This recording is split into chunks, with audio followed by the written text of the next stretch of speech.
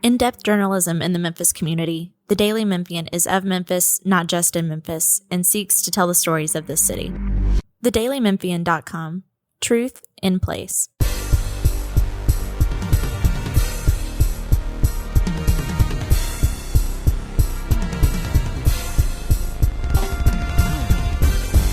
Hi, everybody. Welcome to our latest edition of the Daily Memphian Tigers podcast with Greg Gaston. We got a lot to get into today. Parth, Upadhyaya, the Tigers basketball beat writer, will be joining me momentarily. A lot to talk about when it comes to Tiger hoops, but a little bit of football.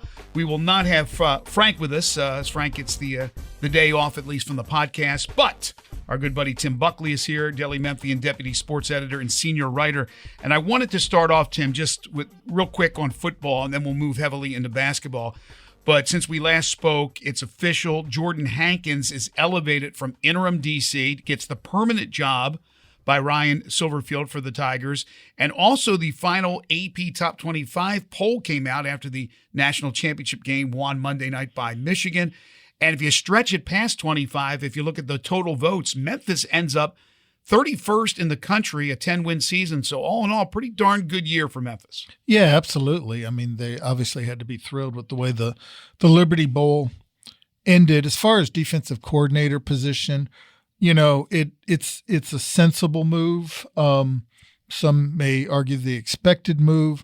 Moves like that are ones that generally could go over well internally because, you know, anytime you promote from within, that you know, keeps everybody on the positive. If there was a flip side to it, it's, you know, a promotion from within a defensive staff from a defense that struggled over the past season. But with that being said, it was a totally different defense in the Liberty Bowl that came out in their 3-5-3. Sort of a new one on me. I've heard a whole bunch of different number combinations. They crowded the box. They wanted to stop the rush, and they did. They loaded the box. I've seen some crazy defenses. The double eagle. Eagle has landed. That's one of my favorites. But look, it was effective. Who knows what scheme-wise they'll go with next year? It'll probably depend on what they're facing. But if the Liberty Bowl's any indication, they're headed in the right direction. As far as the poll goes, yeah, sure, it's nice. Good way to, you know, kind of end your season just being noticed, being relevant, being thought about, being a part of the equation when the preseason polls are done next season, because it's much easier to climb in if you're in those other receiving votes in the preseason poll than you know, if you're not even mentioned. Right. But last time I checked, it was still the AP Top 25, not the AP Top 31. As news warrants, as we move along the next couple of months, as far as football is concerned, that'll be Frank Bonner, obviously the Tigers football beat writer for the Daily Memphian. We have a big story. He will join us on a weekly podcast. If not, until spring football, and then Frank will be back for the spring, as it's a whole new set of things, including the portal opening up once again after spring is done. So Frank will be joining us during those times when we feel it is warranted. But right now, it is all about the hoops.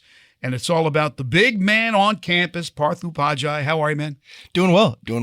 There is, I think, what did you tweet out the other day about there's never a dull moment or something to that effect? Yeah, yesterday I was like, never, or I said just another Monday on the Tigers basketball beat, because that's what it was. Just another Monday. Chaotic was the word that, another chaotic day on the Memphis basketball. I think I used chaotic in a different tweet, but all of that combined is how I feel about the Tigers basketball beat, but it's always fun. There's never a lack of a storyline. So I like you that. You can't take a couple of winks. You can't take a nap. You're going to miss two stories. Absolutely. Can't look away for a second.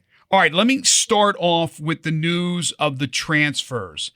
And that is Mikey Williams, J.J. Taylor. People are still confused about the whole Mikey Williams thing, but he was on the roster, even though he had not practiced or played. Obviously, people who follow know about the legal situation with him. J.J. Taylor was on the team.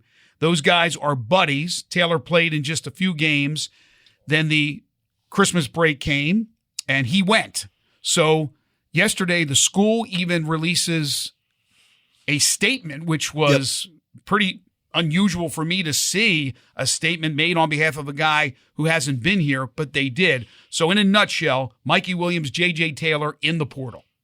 Yeah, very, very strange. Some folks say that they saw this coming or writing was on the wall, but, Penny stood by Mikey Williams for months, from the time he was arrested April 13th to as recently as when we found out there were 9 felony charges and not 6 like there originally were. And the university was actively working. I spoke to people in athletics at Memphis who said they were actively working to get Mikey on campus. They were evaluating his legal case just as they would do for any other student, who has pending legal troubles, pending legal matters to tend to. And it seemed like things were progressing in a direction where, okay, Mikey's not going to play this season because we're in conference play. It's January 9th, but there was a good possibility that things would get cleared, at least from their perspective, from Memphis, to where Mikey could come in and be a true freshman next year. And all of a sudden, out of the blue, I think he made the decision that it seems like, at least, that he wants to play sooner rather than later, or maybe wants some more NIL money, whatever he wants. He's decided to look in a different direction. Hey, even his attorney had alluded to that more than likely it won't be this year, but he's eager to be a part of the team next year. Tim, I don't even know if he'll be in college next year. Who knows? He may go play somewhere professionally. It's a strange story, but once again, it is Penny Hardaway being loyal almost to a fault. Yeah, it's interesting. Stayed loyal. I guess that maybe buys you something on the recruiting trail where there's the perception that you kind of stick by your guys, but there was never any certainty as to whether he'd truly be a part of it, truly would be welcome back or not. That was Penny standing by him. I don't know if that was necessarily the entire athletic department leadership, university by him as well, or if it was just Penny's stance. It was like, we want you, we're going to keep you on the roster, but don't you dare come near campus, take all your classes online, which I know a lot of these guys do anyway, but you're a part of the program, but don't be a part of the program. The whole thing was just bizarre. Now look, maybe Penny said, look, I'll keep you on the roster and I'll let it be known that I'm sticking by you until we get everything figured out, and then you go find something else. Or if you go find something else, fine. We don't really know what's going on. Did the kid bail on Penny? Was Penny just buying time until the kid was able to find something elsewhere so that, they all came out smelling, I'm not going to say like roses, but better than they might considering all the circumstances. And then you add in the bizarreness of the whole Taylor thing. He's suspended. He'll be back after he's done serving his suspension. He's in the portal. It's like, it's just. Can you serve a suspension in the portal? That's the big question. Let me go to the portal bylaws. It's one of those situations where you just kind of. And look, I don't know if the door is really open for Mikey to come back potentially or not. It seems like it's slammed shut on J.J. Taylor. They're saying it. So what I was told is that J.J. Taylor is done with the Memphis Tigers basketball program. He's in the portal. He will not be returning. They have parted ways. But with Mikey, he is exploring his options, and Memphis is one of the options still on the table. How much of that is just talk? How much of that is actually substantial? I'm not sure. Aren't they a package deal? Well, they came. It seems like they came as a package deal. Good Packages God. Often get separated in shipments, so who knows? Depending on your delivery service on the back end. I mean, look, I've never met the kid. I only have read about his circumstances. And again, not knowing what truly was said to him or not said to him, it's tough to pass judgment. But if it's as it seems, and Penny sincerely stood by him and was willing to give him opportunity when a lot of people bailed on him, and then he ended up bailing on them, but wanted to keep the option open to perhaps coming back if nothing else worked out elsewhere, I'd tell the kid, not Mikey Williams, but any kid in general, don't let the door hit you in the backside on your way out. Right. Look, I appreciate Penny's loyalty because he's done it before. He's He's very interested in the young men that he recruits and that he signs, and he cares, he has a vested interest. But, man, what a waste of time. This has been a biggest waste of time. All the stories you've done, Parth, and just a waste of time. And Tim's right in describing it as a bizarre story, but we also have another bizarre story that still has not come to a head, and that's Jordan Brown. Oh, my God. I asked Penny about it Sunday toward the end of his presser. I said, I asked it directly. I said, hey, is Jordan Brown still a part of this basketball program? He says, yes, he is. So then he kind of smiled as he said it. I think it's a running joke, it seems like, at this point. Well, but a lot of things over there seem to be running jokes because they won't be honest and just come out and say what's actually going on.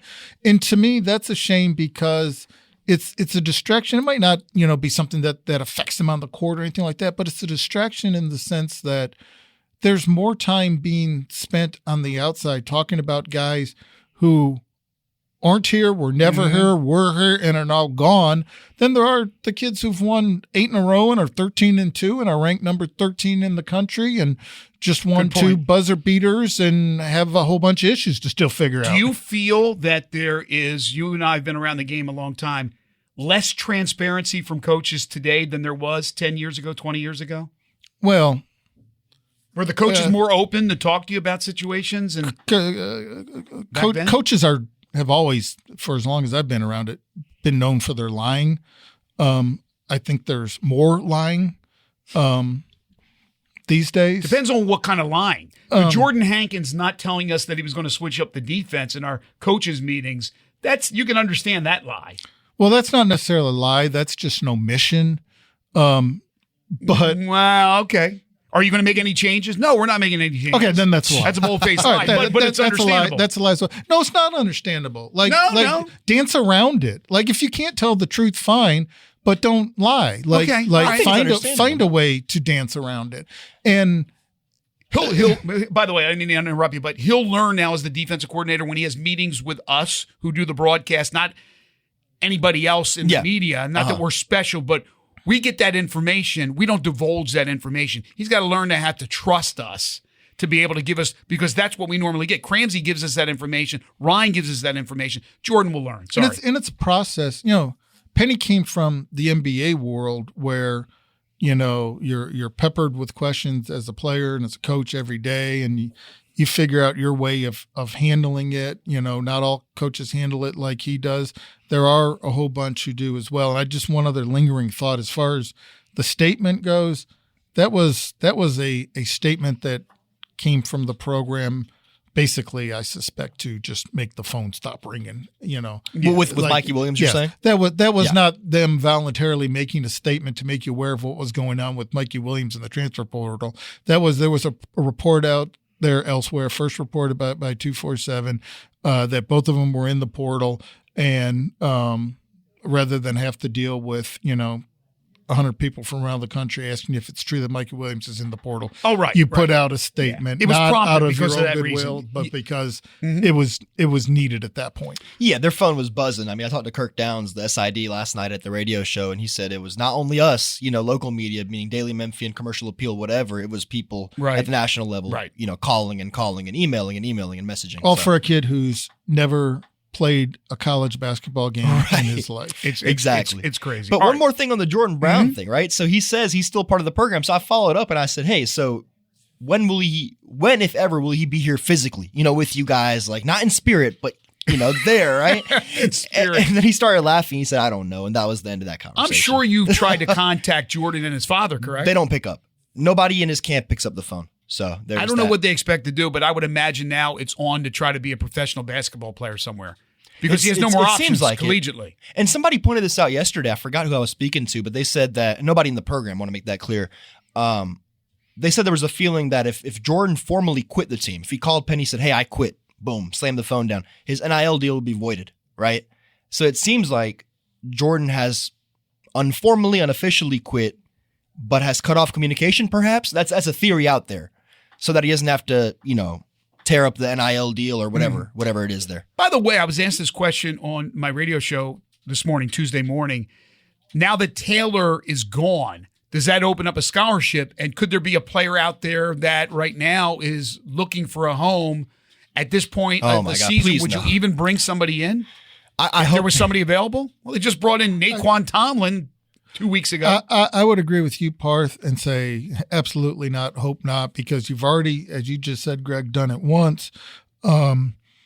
Working him in is one thing, and you have the chemistry issues, and I think they've totally embraced and accepted him. But you don't want to have to do it a second time, except they just lost Caleb Mills.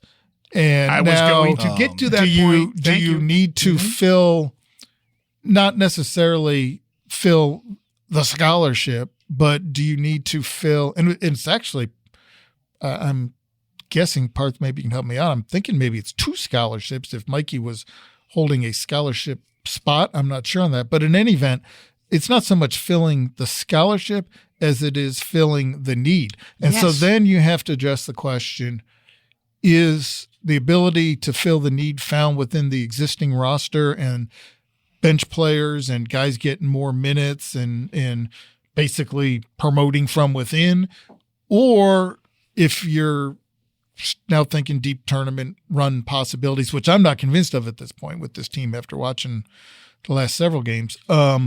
Is there somebody available? Is there somebody available who's going to fill the Caleb Mills role? Well, Parth, is there somebody or some multiple players from within that he hasn't really given the minutes to that would be perfect to fill in those spots? And Mills before you jump on that part, and is eligible, cleared by the NCAA, done at his current institution, not picked up by anybody else yet, and able to get in for the start of a new semester. Well, I think Greg's asking about guys within, right? You're not asking about guys from the outside. Well, two things. Obviously, the one thing, getting somebody from the outside, you have to jump through a lot of hoops. We just saw that with Naquan Tomlin. No question about that. But the one thing we do know is now with that rule change, multiple transfers are allowed. You can play immediately. Multiple times. You can transfer 8 times, and you can be playing immediately as long as you sign all the documents, get everything approved from the other unless school. you're DeAndre Williams. Go ahead. Okay. Exactly. Now, but the question I'm asking, which Tim just posed, is there anybody within right now on the roster? Because those minutes have to be filled by somebody. For Caleb Mills, you're losing probably your best perimeter defender. Is there anybody? Because the only guys that aren't really playing are what, Pierre and Sharon Vaughn? Well, okay, so let's start here, right? Caleb Mills, people say, okay, they lost a reserve or somebody off the bench, but he played starters minutes. He played 24.2 minutes a game. That's like 4th on the team at that point before his injury, right? So he was in there crunch time at the end of games. Right. And the only reason he's not starting is because he didn't want to start, right? He volunteered. You're right. When things were getting rocky with the Villanova blowout, the Ole Miss loss, the VCU close call, he went to Penny and said, hey, I'd rather come off the bench. I think this is best for our team. Let's get some more shooting, right, on the floor.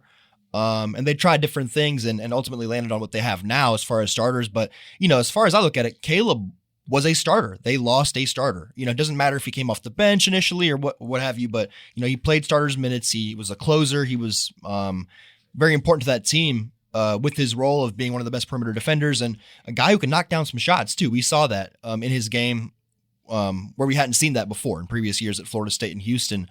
And there's a lot of talk about, who's Penny going to play now? Is it going to be Jonathan Pierre? Is it going to be Carl Sharonfont? I don't think you have to necessarily, expand the rotation. Right. That's what's wrong, I think. Now, just up the minutes. You got to increase the minutes because the minutes you have to find. Because Penny, I don't know. I don't think that's how you win college basketball games by playing 10, 11, 12 guys. That's more of an NBA thing, right? In college, you pick your 8 top dogs and run with them unless there's foul trouble or a technical foul or somebody gets, injured or whatever. I believe that's also called an Iditarod race. Well, I'm sorry. What is that? Pick your 8 top dogs. That's okay. Dog sled racing in Alaska. The Iditarod. But his point's well taken. And that has been a continual topic of discussion. And not so much maybe this year, but in Penny's tenure at Memphis and fans saying, why do you play 10, 11 guys? Well, this year it's not because they're winning. Right. If some of these games had gone the other way, I guarantee it'd be a hot topic. He's not going that deep, though. But Parth said strong perimeter defender. So, who are we talking more? Jalen Young? Are we talking more minutes for Jaquan Walton?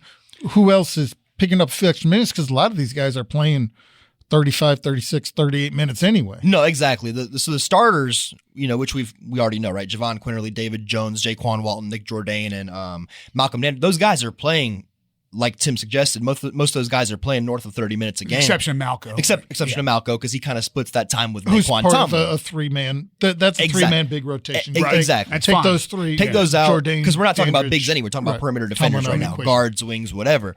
But there's Jalen Young, who's It's playing Young. 12 Young's the minutes. answer, He's playing right? 12 minutes a game, and when he's on the floor, he does great things. He was plus 19 at Tulsa when everybody was bad. There was Jalen Young. He turned that game around the other night against SMU. I think I'd play Young. Would I put him out there to orchestrate the offense by himself? Absolutely not. Not right now, because you see him turning the ball over, right? You see him driving into traffic or getting into no man's land and having these turnovers there on the offensive end. But with him and Quinerly out there, or him and somebody else who can kind of direct traffic, that's who I'd put out there just for the defensive prowess and the kind of offense he can spark with his defensive intensity. So there's your answer. Jalen Young, more minutes. Don't give the scholarship to somebody else. You know what? Give Jalen Young double scholarship. Give him a little extra There you book go. money. We need to put Tim on staff, on Penny's staff. Okay, so you now have a situation where this team continues to play to the level of the competition. It happens when they've gone up playing big-time opponents, and it's gone down when they played some lesser opponents. Now, they're coming off their second straight, I think you alluded to it earlier, last second win in conference on, again, a Jahvon Quinerly 3. It was interesting. I'm not sure who asked this question. Maybe it was you, Parth, about Jahvon continually getting off to slow starts and having problems in the first half, and then crunch time, when you have to get plays, when you have to make plays, when you have to make shots, when you have to be the leader, Quinerly steps up. And that's why Penny brought Quinerly in. But if he can get off to a quicker start and really establish himself early in the game, then maybe they don't go down to the wire and have to have his heroics to pull him out. Yeah, no doubt. I think it was Terry Davis who might have asked that question. But yeah, he was, the point still stands. He was 0 of 4, from the floor in the first half and then kind of turned it around. He wasn't great in the second half either. I think he might have finished, 3 of 8, 3 of 12. I have to look to kind of see. Oh, yeah, 3 of 12, looking at it right now with 11 points. So he wasn't fantastic either, nor was he fantastic at Tulsa, right? He just happened to kind of make those heroic shots. I don't want to say happened to like it was an accident. Like, he has that clutch gene. He is that guy. He's that alpha dog that Penny brought in for that reason. But I don't think the answer is necessarily, hey, JQ, take more shots, because I don't, No, it's I don't not think just, you want it's that, not right? just shots. Like, Sometimes it's almost like he's not there on the court in the first half. it's like you can see, like, when he's dialed in, he looks different. He's asserting Right, himself. He's right. orchestrating things. He's putting guys in place. And there's times where he's not doing that early on, to your point. I wonder if part of that in the first half is he goes into a mentality of, I'm going to try and get guys more involved. Maybe. And he subconsciously checks out mentally. I think for him, it starts with make shots, make more shots, which means better shot selection. Absolutely. Which means better decision making. I think it continues with realizing that when you drive, and he can drive the lane now. When you drive, it's still okay to dish. You don't always have to, but it'd be nice to do it once in a while. And just like understanding, John Stockton used the phrase, understanding your customer. Like know the guys around you, know what they need, know who needs what when, know what you need to do when, and it'll all fall into place with him. I say all of that with adding, I love Quinerly's presence. So do I. I love his knowledge of the game. I love his ability to control pace.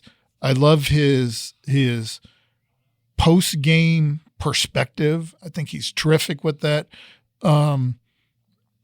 I love the idea, if I'm a coach of heaven, a Jahvon Quinerly is part of my program, but there's still things he needs to work on. All right, one thing the team needs to work on, and maybe this is a lost cause, but they have continued to struggle rebounding the basketball, specifically giving up offensive boards. They played a very active front line in SMU, not the greatest in the world, but my gosh, they were getting offensive rebounds like they were going out of style in the first half. Yeah, no doubt. You had Naquan Tomlin, and I don't think anybody saw this one coming. He fouls out in 13 minutes. In only his fourth game with the Tigers, 3 really strong games, even that first one, very productive. Absolutely. And he comes into this game and fouls out in 13 minutes with 2 points, I don't know if it can be fixed. And that is something you were talking about the Tigers earlier about as the season progresses. That's the one that might bite them eventually in the butt is the lack of rebounding, but really the lack of being able to get the defensive rebounds and give up those second chance opportunities to opponents. Yeah, no doubt. I think the second part of what you said, will it bite them? Absolutely. The first part I kind of disagree with in terms of like if it's a lost cause. I don't think so. I think it's the same thing we're talking about with everything else, right? It's the lack of engagement, the lack of focus, the lack of discipline. They can get better? I think it's all psychological. I mean, look at the second half, right? Like first half they got pounded, 25-9 rebounding differential, 12 second chance points to 2, I believe it was at that point. But the second half they flipped a switch, man. It was 26-18. I'm looking at it right now. In terms of rebounding, they had the rebounding advantage. They kept SMU off the offensive glass. They limited second chance points to 9, I believe, 8 or 9. So I think it is about just can they turn it on, just like everything else. It's the same thing with defensive rotation, same thing with shot selection. Like we've seen this team do it. They have the talent, they have the athleticism, they have the size, they have all the ingredients, but for some reason they play with their food too much, and that's what's biting them. They're still minus rebounding. They're minus 0.8. It's almost even. But right. I mean, again, for a team this athletic, right, with guys who could play guard and small forward that can get rebounds, and bigs that you think can get rebounds. And the reason I bring that up, Tim, is because this was a game where I watched at home. I go to every game where I'm broadcasting. I'll be doing the game tomorrow night against UTSA, but I just wanted to kick back and watch the game on television. And I listened to the analyst, Crispin, the former NBA guy, who talked about Memphis and their rebounding, and he talked about the issues of why they struggle at rebounding. He says a lot of times they don't anticipate. They stand there, and the other team is anticipating where that ball is coming off the rim, and Memphis does a lot of standing around. So, yes, I guess to Parth's point, it can be fixed, but this is a large sample size of them struggling. It is. I agree with your point on the rebounding. We mentioned, I know I've mentioned his name before. Just go watch 20 minutes of film of Paul Millsap and and understand how he understands angles and where the ball's going to come off the rim and being in the right spot for it, even if you can't jump over a string. I've also heard coaches multiple times say 80% of basketball is mental. So I totally agree with Parth's part of it. I think they showed in the second half that they have the capability of going out there and doing it because they did it against the same team that out-rebounded them in the first half 25-9. Penny Hardaway said he put it up on the board to 25-9, and then he broke it down offensively and defensively.